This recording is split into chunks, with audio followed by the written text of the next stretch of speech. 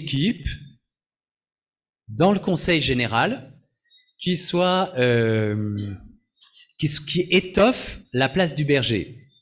Alors dedans, il y a Pierre-Yves et Cathy Denis qui vont m'aider pour rentrer dans la réalité de certains pays et faire le lien avec les réalités de ces pays. Je crois que vous allez suivre donc la Martinique et la Guadeloupe. Donc ça sera les principaux référents pour la communauté. Mais vous serez là à temps plein pour ça. Enfin, je veux dire, la Martinique, la Guadeloupe, plus la Côte d'Ivoire, plus le Burkina Faso, plus l'Angleterre, plus le Canada. Il y a Patricia Placé qui suit les 3 grandes régions de France. Il y a Dagmara Clausen qui suit aussi un certain nombre de pays. Mais au fond, pour qu'on puisse avoir des liens plus proches, il faut qu'on s'enracine localement, mais pour pas qu'on éclate la communauté, il faut la relier à la tête fortement. Le Père Laurent a toujours dit à quel point c'était important que pour tenir la diversité de notre communauté, et c'est vrai que notre communauté elle est très diverse, par nos cultures, par nos confessions chrétiennes différentes, par nos statuts de vie différents, des laïcs et des religieux, on agrège des tas de différences.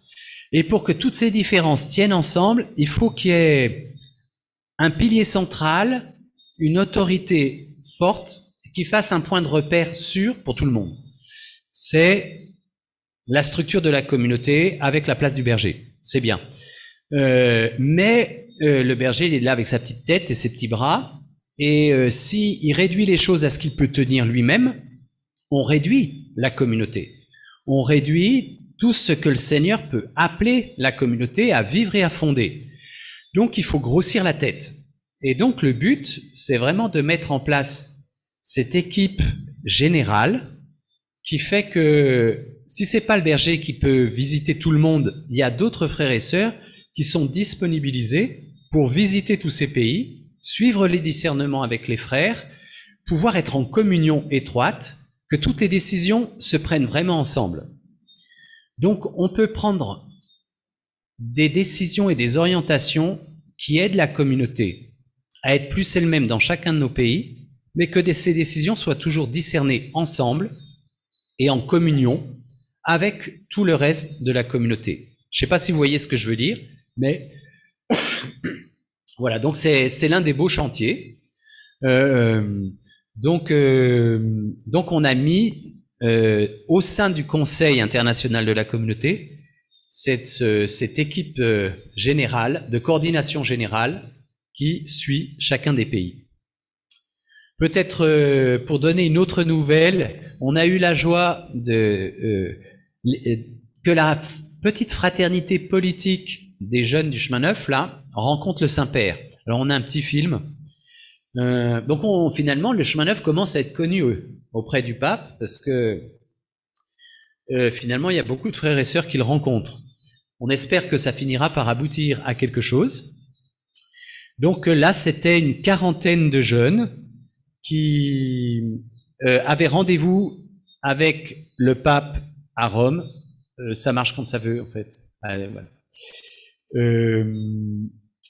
Donc il les a reçus en audience.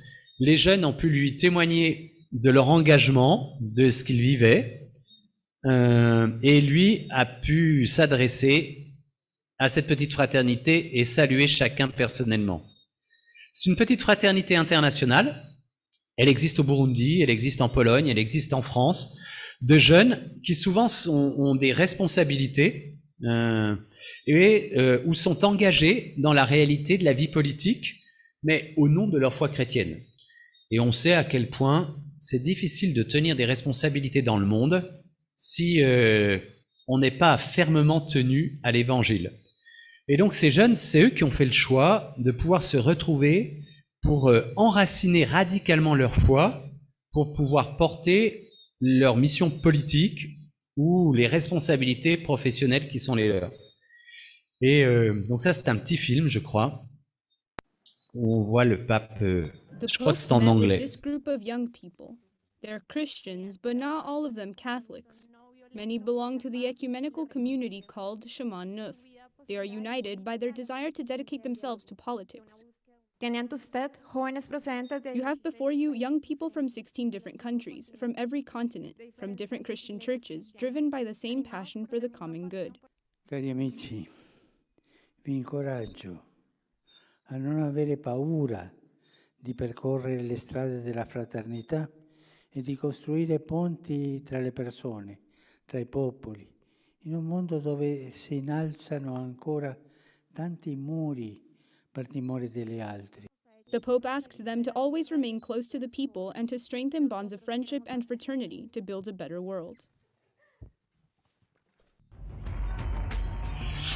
Le pape il ne cesse de parler, fratelli tutti, tous frères, il ne cesse de parler de la théologie du peuple, c'est-à-dire d'une parole de Dieu qui est au plus proche des gens, et donc d'une foi qui s'engage dans la vie sociale. Et je crois que c'est là où le Seigneur nous conduit aussi. Cet été, du coup, ces jeunes ont fait un premier festival qui a eu lieu en Hongrie, Changemakers, qui a réuni 150 jeunes engagés et qui se sont retrouvés pour vivre une formation et festival ensemble cet été. C'était aussi un très bon temps. Il y aurait beaucoup de nouvelles à donner de la communauté, mais peut-être quand même l'un des points que je peux vous dire, parce que ça vous concerne aussi, c'est toute la mission avec les paroisses. Et depuis 2-3 ans, le festival Be the Church, cette année, il y avait même 2 festivals. Il y avait le festival Be the Church et puis il y avait BTC+, comme ils l'appellent. Be the Church, c'est être l'Église, qui rassemble chaque fois des centaines de paroissiens de nos paroisses et de plus en plus, qui au fond petit à petit découvrent en nous fréquentant le curé et les frères au service de la paroisse, qui découvrent la spiritualité du chemin neuf, qui découvrent la manière d'être frères au chemin neuf, qui découvrent et qui au fond ont envie de nous connaître davantage pour porter la mission, l'évangélisation dans les paroisses avec nous. Donc, alors on sent que là aussi quelque chose s'ouvre. Jusqu'à présent, il y avait les fraternités paroissiales missionnaires du chemin neuf, mais au fond, ça concernait un microcosme, que quelques personnes. Alors qu'on sent qu'il y a des tas de gens beaucoup plus largement qui ont envie de se rapprocher de nous, certains parce qu'ils peuvent être appelés à la communauté, d'autres simplement parce qu'ils vont être missionnaires avec nous en se laissant inculturer à notre manière de faire.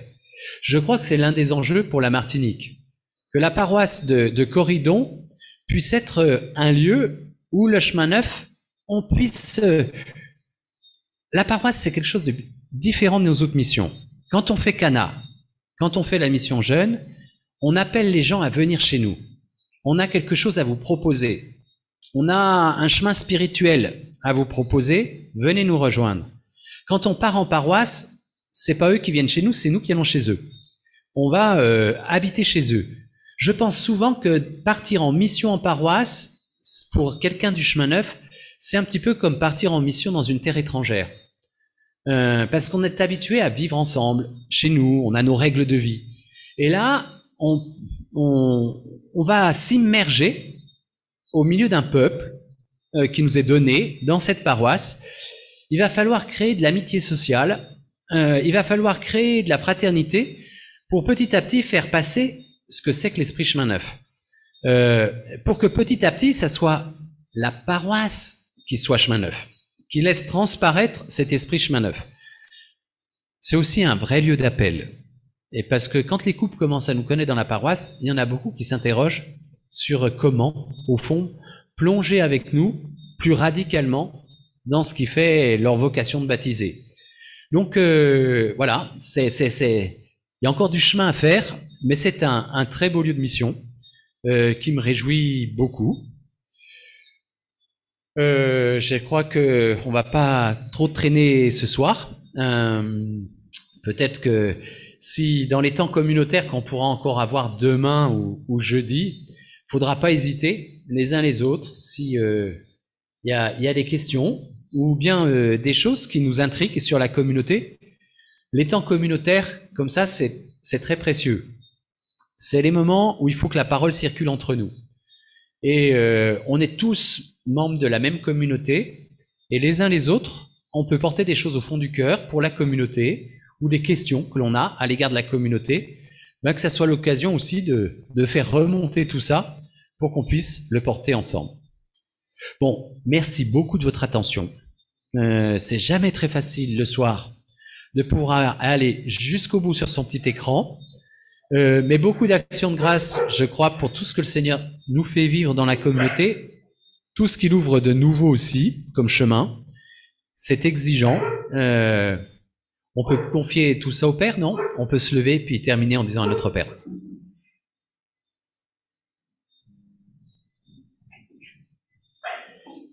Seigneur, ne cesse pas de continuer d'accompagner notre petite communauté, que ton Esprit Saint ne cesse d'inventer avec nous tout ce que tu nous appelles à vivre pour rejoindre le plus grand nombre. Nous confions à toi et que ta paternité vienne nous établir fermement dans cette fraternité que tu nous appelles à partager. Notre Père, qui es aux cieux, que ton nom soit sanctifié, que ton règne vienne, que ta volonté soit faite sur la terre comme au ciel. Donne-nous aujourd'hui notre pain de ce jour. Pardonne-nous nos offenses, comme nous pardonnons aussi à ceux qui nous ont offensés. Et ne nous laisse pas entrer en tentation, mais délivre-nous du mal. Car c'est à toi qu'appartiennent le règne, la puissance et la gloire, pour les siècles des siècles. Amen. Béatrice, je te laisse annoncer les horaires pour demain.